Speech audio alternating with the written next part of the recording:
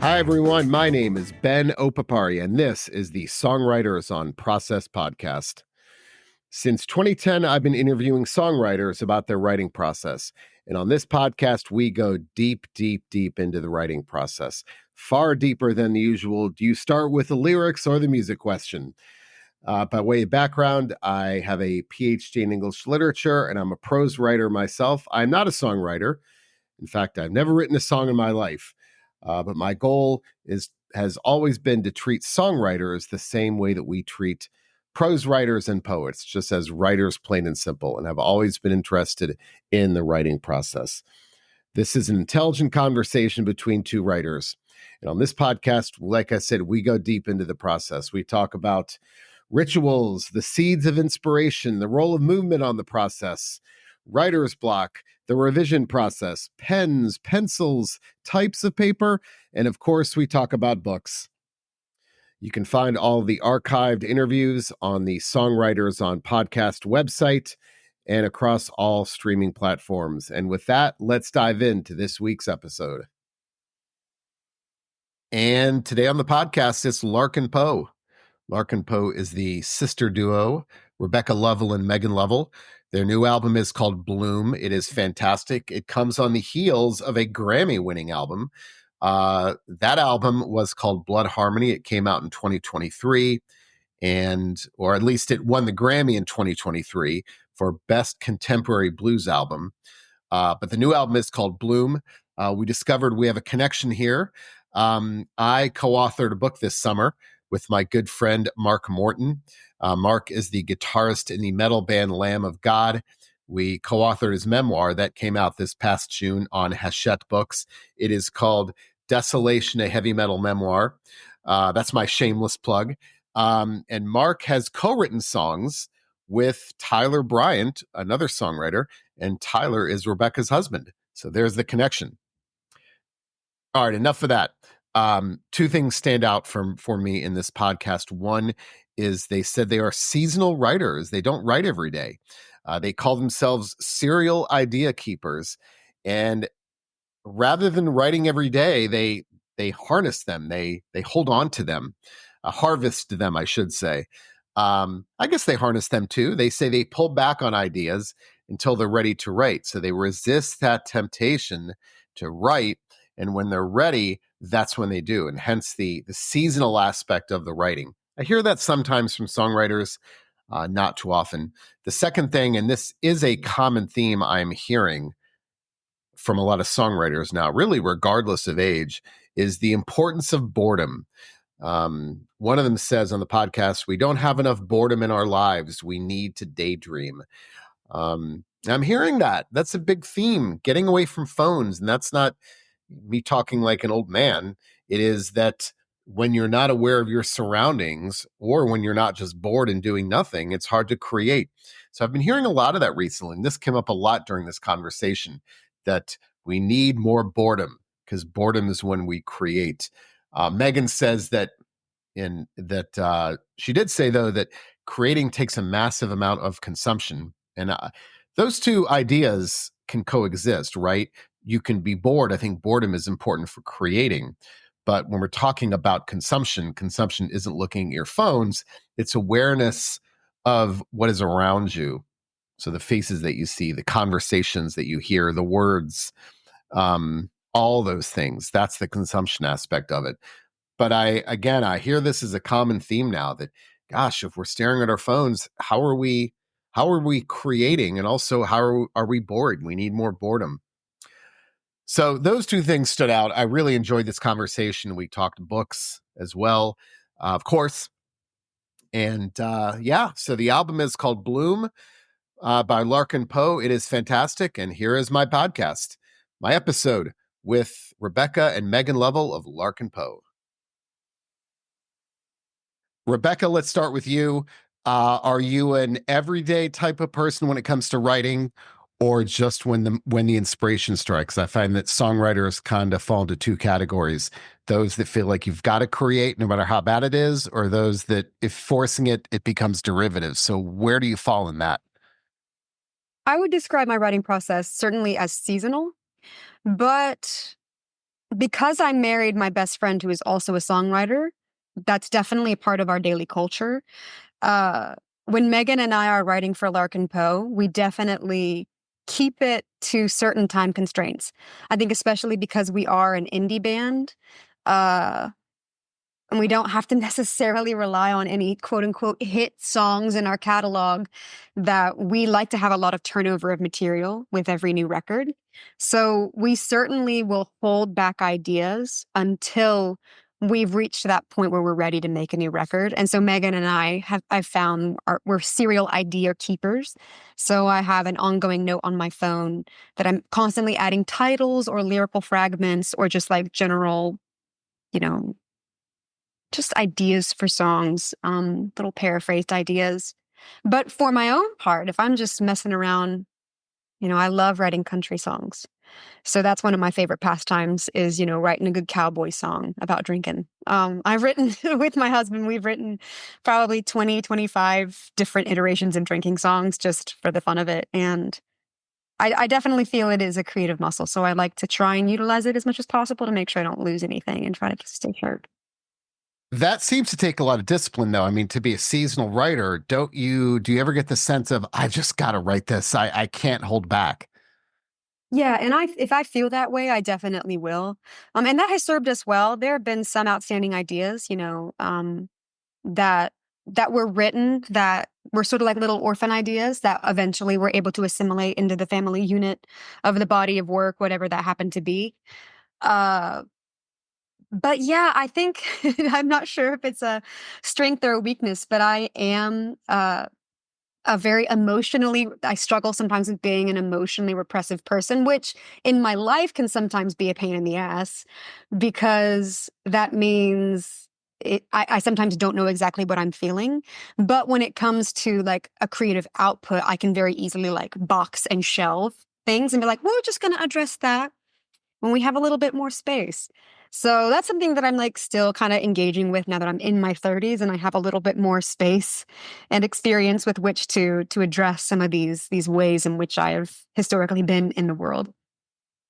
Megan, how about you? Is it important to create in some fashion every day? Not for me. I think I like to write with focus. So it's kind of like a holding up and storing.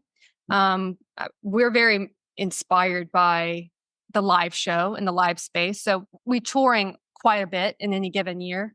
So kind of taking stock of like moments in a stage show, where moments that really worked well, or imagining a touch point with an audience member, like kind of considering that, oh, that would be a cool thing to connect with another person over.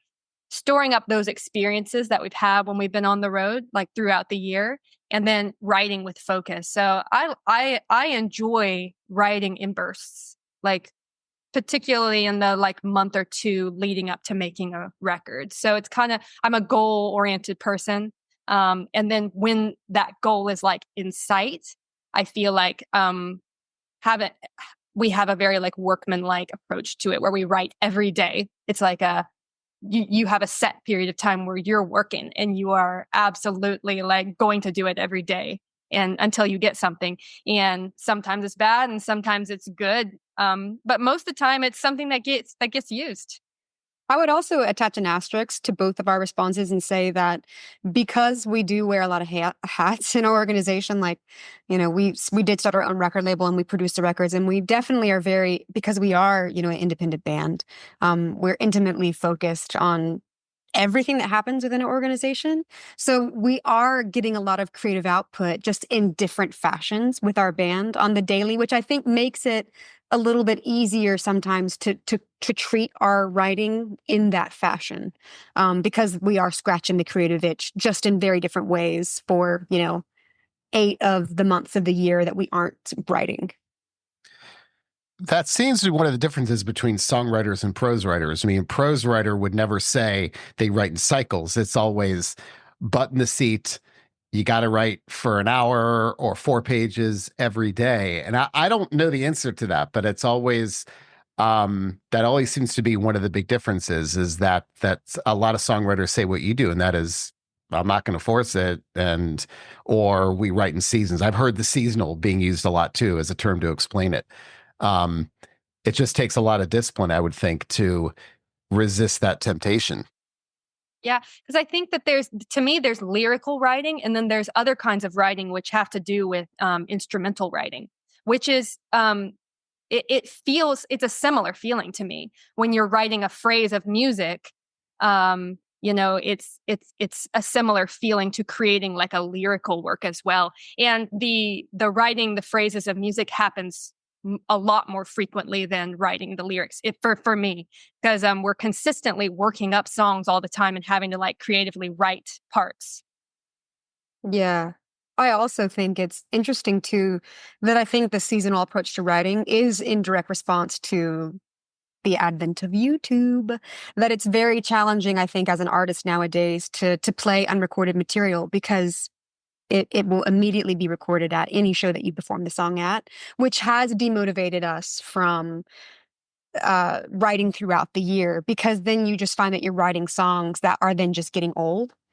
So not necessarily that you fall out of love with the songs that you've written, but I do think that there is sort of like this becoming that is always happening in Megan's and my approach and our creative collaboration together, that the older that we get, the better we are at our craft and the more self-awareness we have that we're able to channel into the work that we're doing. And I do think, as Megan's describing, kind of always upping our game instrumentally. We have like YouTube covers series online where we're constantly learning new material and getting new ideas. And so it would feel like a little bit of a waste sometimes to write without being able to actually share that output, for fear of it being released on YouTube and becoming a thing even before we had a chance to record So it. being songwriters is like a very small portion of what we do. Because if I was a songwriter and that was the job, that it was songwriting, I think we would have a very workman-like approach to that. It would be like, you write every day, you better have a song,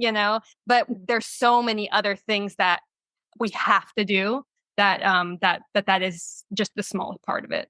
Do you write better under deadlines, or do you write better with expanses of time?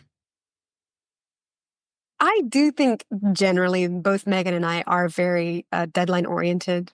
I think the older that we get, the less, I don't know, the less like, oh, the dog ate my homework vibes between the two of us, I think. I do think that we've gotten better about, particularly because we have spent a lot of our years of our career being side guys for other artists, like not waiting and crunching on material. I think that we're a lot better about a little bit every day. But generally, I think it is true that we respond to time sensitive goals.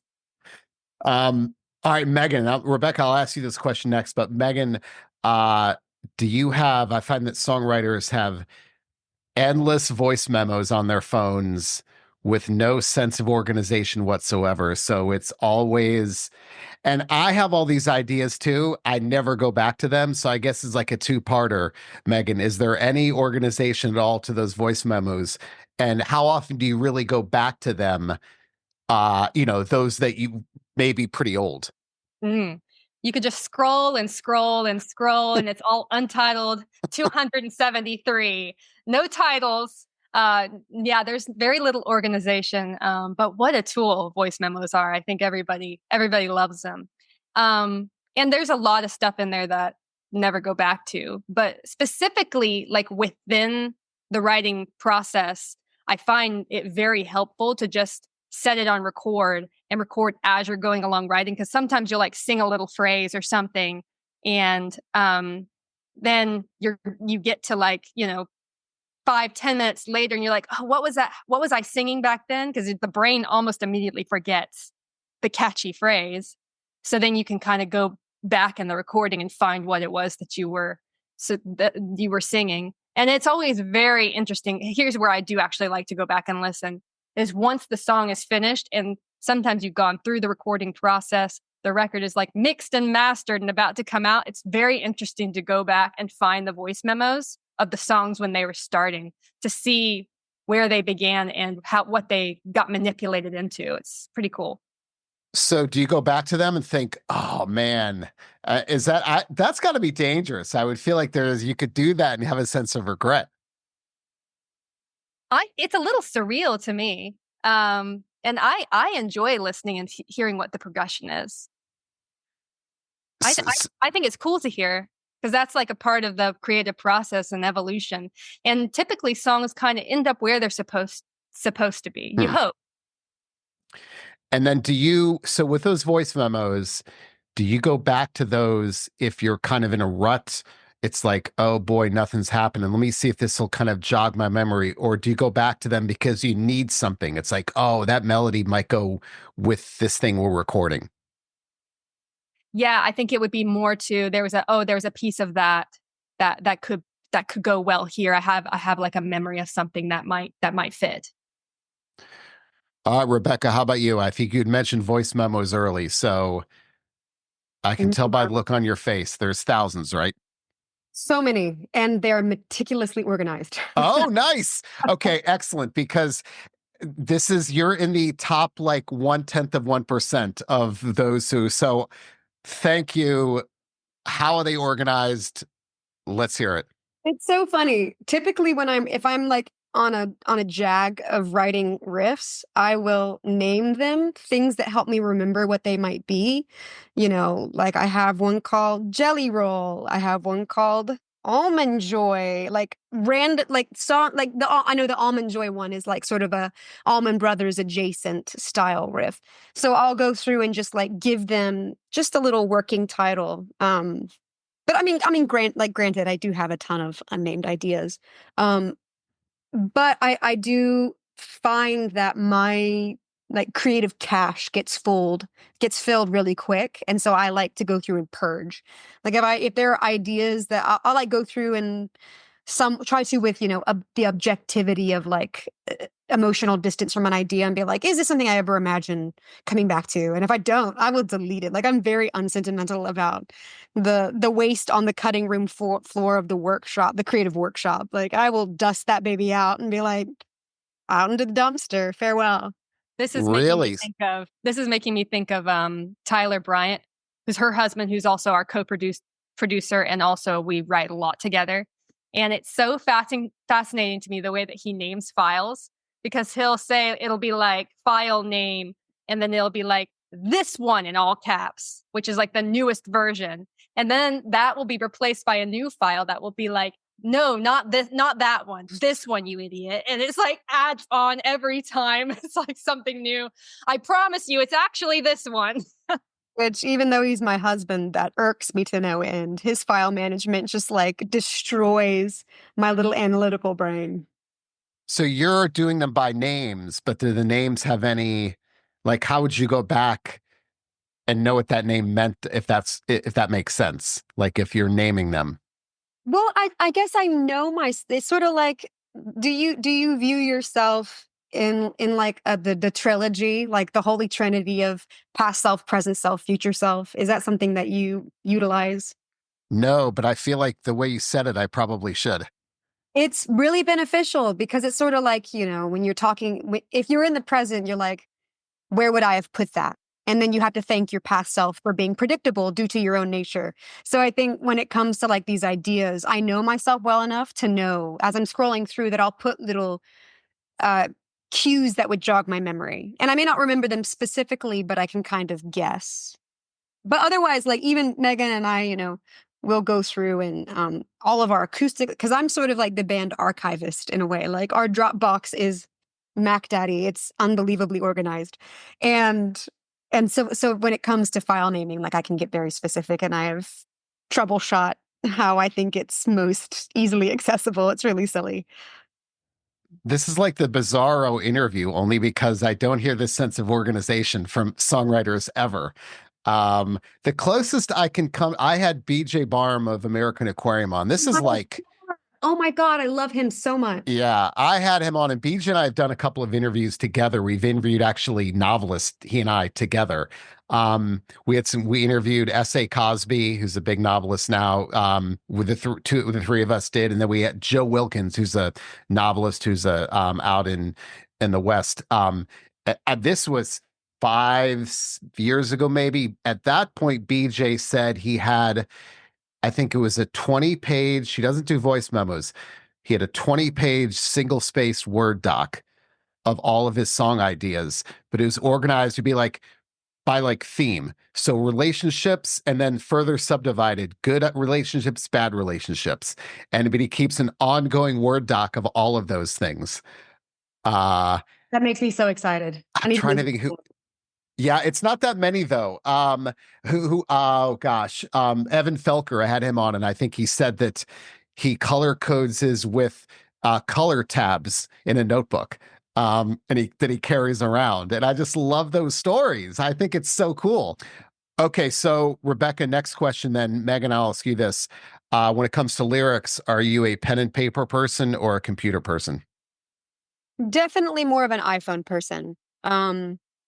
I've been a pen and pad person, but I do find that I start getting, because I am a little bit clearly OCD with some of the quirks, I start to distract myself. Like if my penmanship looks poor or if it gets too chaotic, then I can no longer think.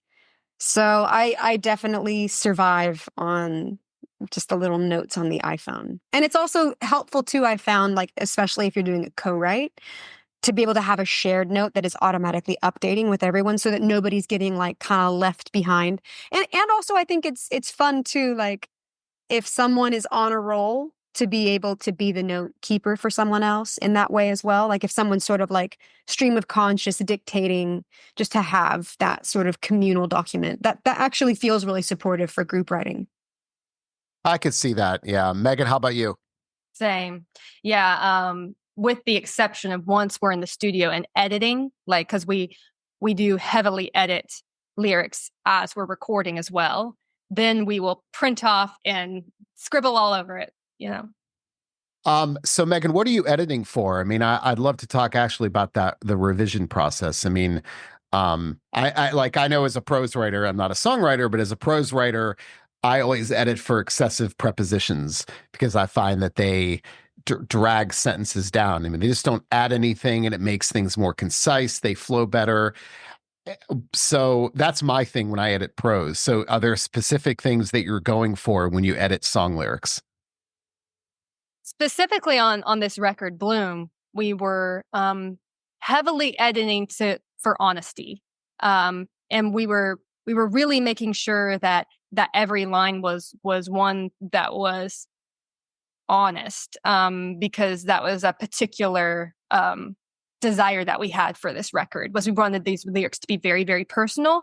So we were being incredibly picky about what went on the record. But also when you never know until you really get in the studio and as the words are being sung and the way that they feel with the music that you've recorded, it's really important that they flow well. And sometimes what you've written just doesn't quite work. So it would be for the flow of the song, just making sure it's perfect.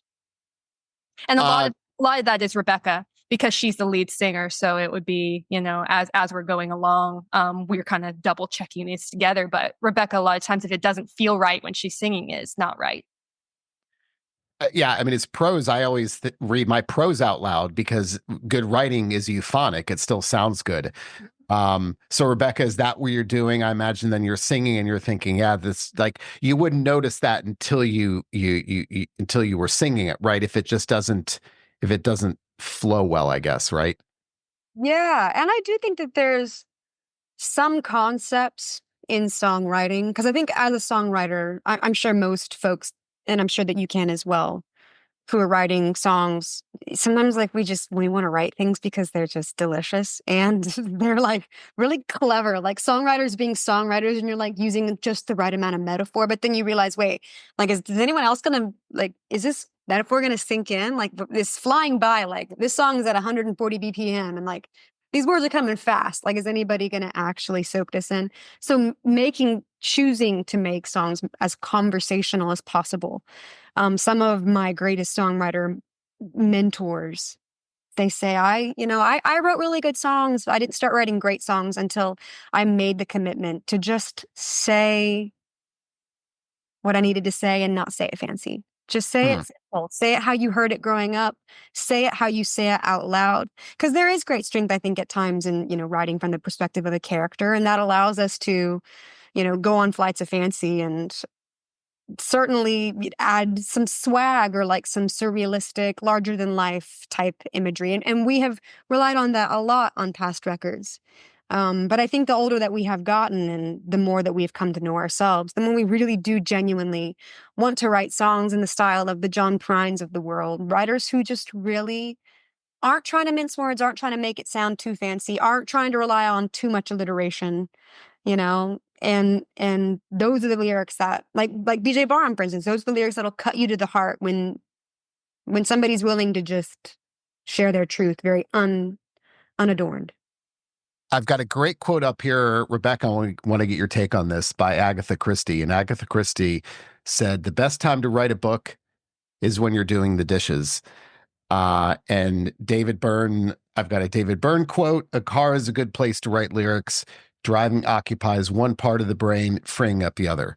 So what those things have in common is that when your brains are engaged in a monotonous activity that requires no conscious thought, that's when the ideas bubble up. Mark Morton told me that he gets a lot of ideas when he's gardening.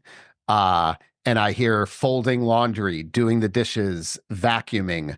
And there's that idea of where we get our best ideas when we're in the shower. Those eureka moments come when we're not thinking about them. So I'd love to explore that, Rebecca. Like, how often does that happen with you? Have you ever thought about where you are when those ideas happen? Like, are there certain monotonous activities that are more productive?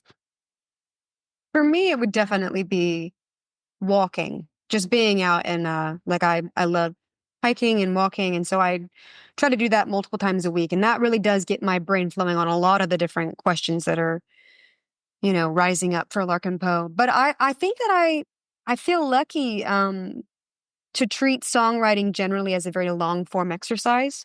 So to be able to be as good of friends as I am with my sister Megan, or for instance with my husband as well, these are songwriting sessions that are happening while other things are happening. Maybe we're cooking dinner or we're cleaning the house at the same time, and there's not music or a podcast going, and we're just talking in different rooms. Or Megan and I will literally, we'll be willing to, if something's not catching, we'll get upstairs and we'll go make coffee, go make tea, and you add some sort of a meditative, ritualistic thing to break it up in order to allow some breathing room for the juices to flow and to kind of keep the conversation going. But I've never actually like been in the shower and had an idea strike. Maybe I'm focusing too much on washing my hair. I think I need to, or maybe I need to just take longer showers. Either or. Well, that's the point. If the second you're engaged in activity that requires that, that's when it doesn't happen, which is why, the whole thing about doing the dishes or driving. If you're driving in a place where you've been many times before, it'll work. But if you're driving, someone's giving you directions, you're focused on that. So that's why I think I hear things like vacuuming and, folding laundry and those crazy things. That's when the eureka moments, there's people say that boredom is the best creative state. Which I actually just watched a TED Talk, and I'm going to forget the name of the neuroscientist. She's brilliant, but she was talking about connecting to that creative flow, the subconscious, and the idea of the whole brain babble. Have you heard of this idea where you try to link unrelated thoughts? You start with a word, guitar, and then what is guitar? What does guitar make you think of? Strings, metal, and then metal, Mark Morton, Tyler Bryan, my husband. And then you just allow your brain to associate, and you do that for a few minutes at a time. So absolutely being able to connect back into that beautiful biology that allows the intersection between the software and the spirit. That I do find that very fascinating, and being able to make those choices that allow for ideas to germinate and to come to the fore. That, yeah, for sure. That definitely is what motivates me to do long walks, a few times a week, just to allow that multitasking to occur. I hear that a lot too. Walking, hiking, biking, any kind of activity. I know certainly for me, I use that when I'm in a rut. I go take a walk, uh, every time. Um, and it always works. I mean, there's a great book called The Friendship. It's about the friendship between Wordsworth and Coleridge, the two romantic poets. And they estimate Wordsworth walked 100,000 miles, excuse me, in his life, which is some crazy amount if you do the math, but they had nothing else to do back then. So what else are you going to do? And they composed all of their poems on walks. And Wordsworth would compose his poems in his mind, and he would revise them and wouldn't come back home until they were done. Which I don't even know what to do with that, because his poems were not 5 lines. They weren't haiku. They were pretty, but he would do that. And I think they said Wordsworth preferred rocky terrain, Coleridge preferred flat terrain or something. But that's where they composed. Yeah, and wow, I don't know how that's even possible, but I do hear that a lot too.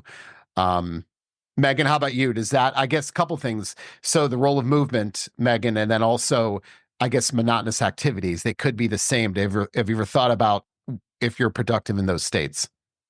I wish people could be in my brain on a car ride when it's just me and it's a route I've driven before. It's the most eloquent conversation you've ever heard in your life, and then it's gone, poof. But yeah, I definitely I feel that for sure, and that is a conversation Rebecca and I have been having. Is there's maybe not enough boredom in our lives. We're so entertained, we're so constantly entertained that it's good to specifically do those activities where you're just doing something monotonous so you can be bored. It is really important. It's funny because now that I think about this, when COVID was first happening, I remember interviewing songwriters, and I would interview two songwriters together, and once I had on Lily Hyatt and Patterson Hood, and this was like early on, and it was a real sense of loss. It's like, what am I going to write about? If first of all, yes, you're bored, but on the other hand, you're not around anyone. And how do you write if you don't have experiences? So I think but I think it seems like there's like this is something I've been hearing from songwriters, I think, of the past couple of years, of more of we need to be bored more. Enough of the social media. I mean, I sound like an old man here, but it really is. I think people are finally realizing that it's affecting creativity. Yeah. Absolutely. Yeah, I think daydreaming is my newest hobby. Yeah. Deliberate daydreaming. I mean, I think this stuff is fascinating because I think the second, yeah. But is it deliberate if you're doing it? I guess that's what I struggle with, is the second you are recognizing that you're daydreaming. Depends. I guess it depends on how meta you want to get. But clearly, like when people are organizing, like, I mean, I've never done hallucinogens, but folks who are very focused on the set and the setting, trying to curate the experience that they want. I mean, clearly we are incredible beings. We are transcendent beings, but we are really, really smart animals at the same time. So I am of the belief that so much of, our way of existing in the world on a case by case basis, a lot of it can be habituated. And I think that we can optimize and set our brains up neurochemically to try and achieve. That sounds like that starts it on a path that I don't actually really like the sound of, but I do actually tend to align with that kind of a belief of, like I exercise to get a certain result, to try and get myself in a certain headspace. I eat certain things, like if I eat like a shit ton of sugar, I know what I'm going to get. You're going to crash. So similar, like if I know that to be true, the things that I consume shape my existence, then allowing myself, like, all right, and we're going to sit here for 20 minutes and we're not going to look at our phone, and we're going to look outside, and we're going to free associate. We're going to brain babble for a second. I think it is surprising how you give the little brain of the mouse brain like a cookie, and the crumb, and it gets the whole cookie quickly. Like, I think that I have found your brain will jump on board with the agenda pretty quick, because I do think that our brains desire to be unoccupied at times. I think that we are in such a unique time where humans are having to process such a tech overload. I don't know that our biology is really prepared or capable of processing the amount of data that we are shoving in every day. Like just sometimes getting that sense of outer body experience, and you realize when you watch someone else scroll on their phone, that to me, like sitting on an airplane and watching someone else scroll on their phone, it's like, holy mother of all that's holy pearl, what is happening? What are we doing to our brains? So I would say, I think, yeah, just setting up the free space. I thought that was kind of interesting. You asking if you are thinking about daydreaming, are you actually daydreaming? So I looked up what daydream meant, and the definition is a pleasant visionary, usually wishful creation of the imagination. Oh, Huh. So I guess it's allowing space for you to imagine something that doesn't exist in the reality of your moment. That's why, like, I feel like the second I recognized I'm engaged in a monotonous activity, it's no longer monotonous. It's that once you're aware that what you're doing, like if I'm aware that I'm vacuuming and it's monotonous, the second you're aware of it, then you lose that element of those ideas happening.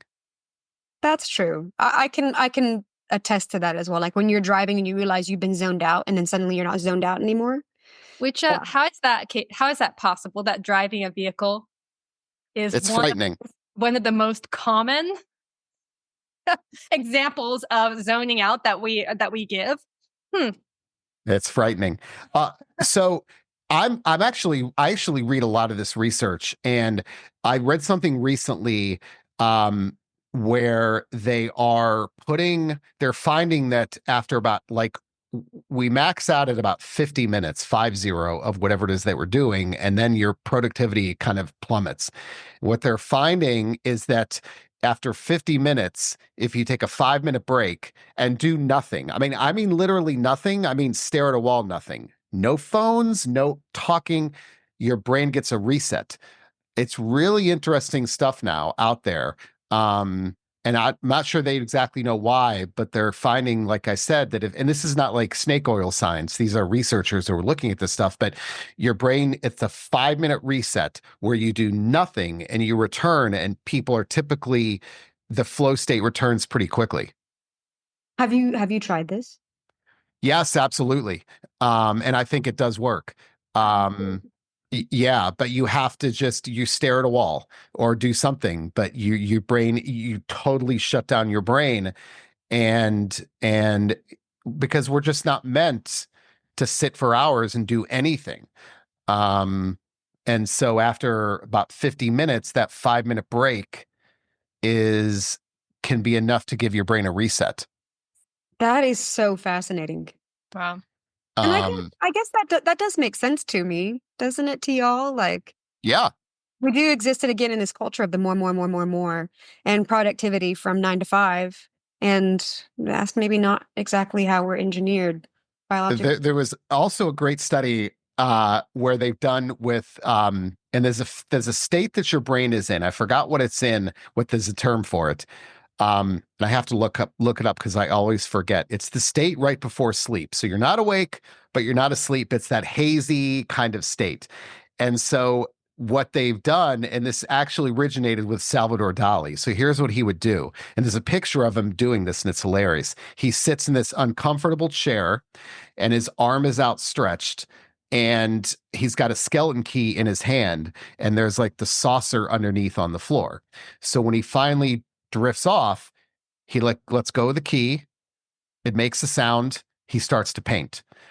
Um, and they've replicated this in the lab with people. I mean, it's a study where they found that waking those creative types up when they're in that state, they're productive immediately. It's so interesting. And but I forgot, but I think it's like we all have that, we all know what that state is where you're not awake, but you're not asleep. And there are those weird sounds and words, then phrases that you're hearing. But he actually would do that. That's when he would paint. So Rebecca and her husband are building a studio. So I think you guys should probably have some beds installed. You know, But no, it's got to be tuck people in, and then wake them up and be like, "Go do your guitar solo, quick!" I think that has big implications for creative types who, like you were saying, where you have less and less time to be creative, because especially if it's someone where you are very much involved in in your career and other aspects, not just the creation, you need that time, right? That's the truth. Because I earlier, Megan, you were saying it is a small part. Songwriting is a small part of what we do, and that is that is an uncomfortable truth. But conversely, songwriting is the biggest part of what we do while occupying a very small portion of time. And that's how we set it up. And, we are entrepreneurs, we're small business owners. And I think that that is a great gift, because ultimately there's a lot of fulfillment, I think, that comes from being able to have a distinct understanding of all the components that have to come together in order to promote the shows and get people out to the shows. And what does the stage look like, and who's on stage, and how is the music arranged, and what do the lights look like, and what do the tickets look like, and how is the merch arranged at the booth, all the things, all the creative energy that goes into this little brand that is this slice of the universe that is Larkin Poe. But I do think that we have to really maximize the time that we are able to spend, and to get real really fast. That's for sure.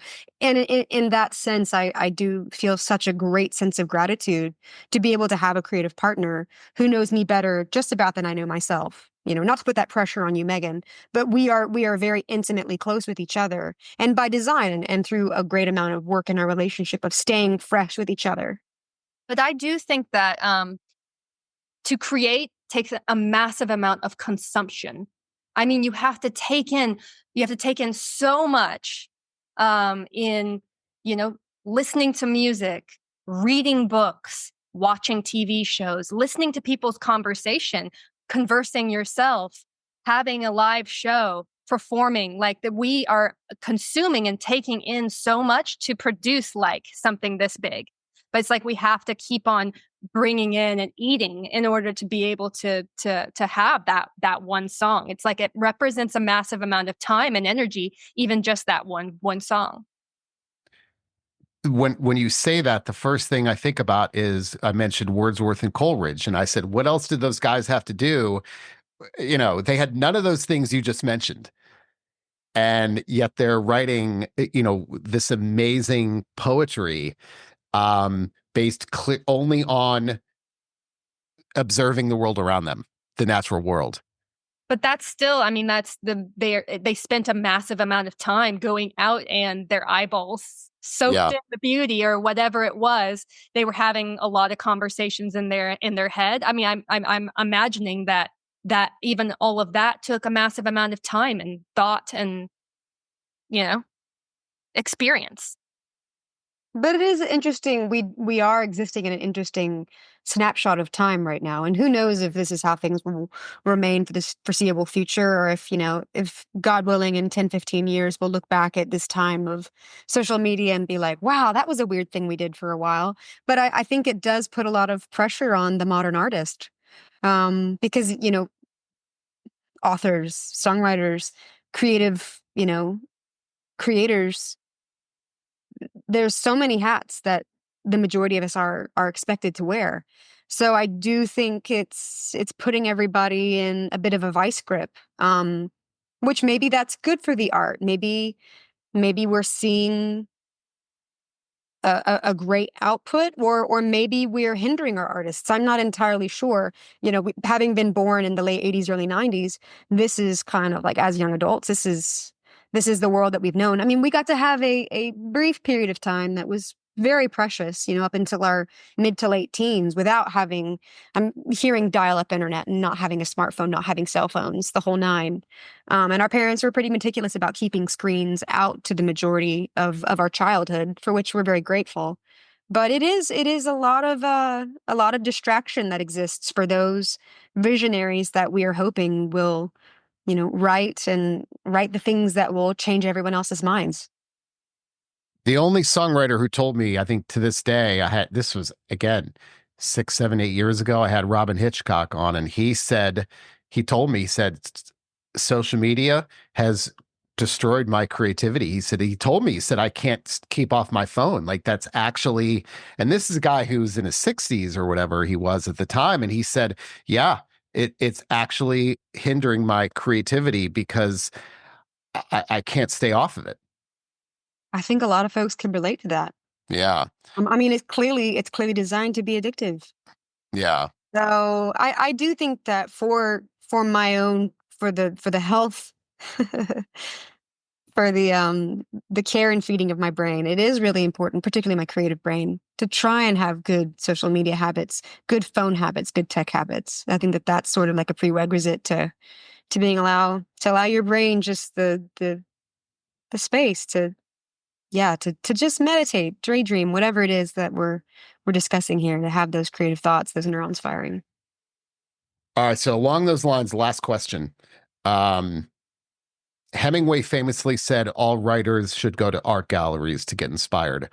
So I'd love to know, let's talk reading habits, who you like to read, how much reading you get to do, and maybe if you get inspired by other types of art also, but I'd like to focus on reading at least first. I read quite a bit. And Ian McEwan is probably my favorite author. I like a lot of modern literature. Ian McEwan could write about making a grilled cheese and I would fully enjoy it. And he's probably my favorite. But I love Barbara Kingsolver. I love Stephen King. He's one of my favorites. Right now I'm reading Hitchhiker's Guide to the Galaxy. Nice. And do those things inspire you as a songwriter? Certainly they put me in a mood that fosters the imagination, I think. I'm sort of in this euphoric state, I think, when I read modern literature that makes me feel like things are possible. And that makes me feel creative. So even if I'm not directly like taking something from the books, it makes my spirit feel light in a way that I can create. Are you a genre person? Like, I'm not an author person. When I read a book, my first response is, I want someone else's voice in my head because I want to experience something new. That's just me. But are you an author person or a genre person? I'm an author person. If I find somebody who's writing I really enjoy, I'll probably read most of their books and then I'll move on to a new author. So, Rebecca, how about you? Yeah, favorite authors? Who do you like to read? Yeah, I think I probably would describe myself more as a genre reader. I like a lot of travelogues, like Peter Matheson has been a big one for me. I really love Bill Bryson, all of Bill Bryson's stuff, especially like any of like his work about hiking the Appalachian Trail. It just moved me. Yeah. So I like a lot of nonfiction. Joan Didion is a big star in the sky for me. I think one of the more important books that I've read about what I interpret about, the creative process in general, and I never know how to pronounce his name, but Rainier Maria Rilke, Letters So, to a Young Poet. okay, I want to say this because I was going to read this quote to you because I was watching a clip of The Tonight Show and the guy that was in Succession, the lead actor, I forgot what his name is. And I was going to ask you this because I wrote this down. He quoted Rilke. And here's his quote: "Surely all art is the result of one's having been in danger, of having gone through an experience all the way to the end where no one can go any further." That'll chill you to the core. That's That'll chill you deep. to the core. That's really neat. Yeah, that book, I'm not sure. I actually don't know if did that come from Letters to a Young Poet? I think, yes, it did. Must have. I don't have a distinct memory of that line. The thing that I really got out of that book, which has taken many years, I think, to actually put into practice, I think it's been a discipline of years, is one of the big sentiments that I attached significance to, that Rilke had written to his young poet, his young student, was the idea that we don't, that our responsibility is to do the work, to write, that we cannot control the reaction to the art, nor is it our responsibility to judge the merits of our art or the success of our art, that it really is just our job to do our best to create. And clearly, I mean, that is like, we also have to eat, Rilke, like we have to pay our bills. But I think that sentiment is incredibly important for anybody on any creative journey. It's been hugely important to me, to not be so concerned with how it's received. The things that we make, the right person will find that piece of art when they need it. And even if you touch one person, then that's job well done. But clearly, that's a very, very, very meaningful quote. Love that. Also, Stephen King's On Writing, to loop back to you, Megan. Stephen King's On Writing was incredible. That's a great one. Stephen King is one of those rare writers who is in the public consciousness, but he's a good writer. I mean, he's so good. All of his books, and he hasn't trailed off at all. It's so good. I would love to. There was a bit that I wrote down, actually, a quote that I had written from Stephen King from different seasons. And he's talking about the most important things are the hardest to say. They're the things you get ashamed of because words diminish them. Words shrink things that seemed limitless when they were in your head to no more than a living size, but when they're brought out. But it's more than that, isn't it? It's important that things lie too close to wherever your secret heart is buried, like landmarks to a treasure your enemies would love to steal away. And it's like this whole idea of being willing to share this truest part of yourself in your art. And I agree with you, like reading Stephen King, it's like clearly he's creating these like unbelievably horrendous situations most of the time for his poor cast of characters, but you definitely get a sense of who he is in his work. And isn't that the thing that we all want, to have that iconic voice in our work? I don't know, man. We have an iconic voice in our work. What do you think? All I hope is to be known. Yes. To be known for who you are. To be understood. Yeah, to be understood. Hopefully that connects with somebody and that they can get something out of it themselves.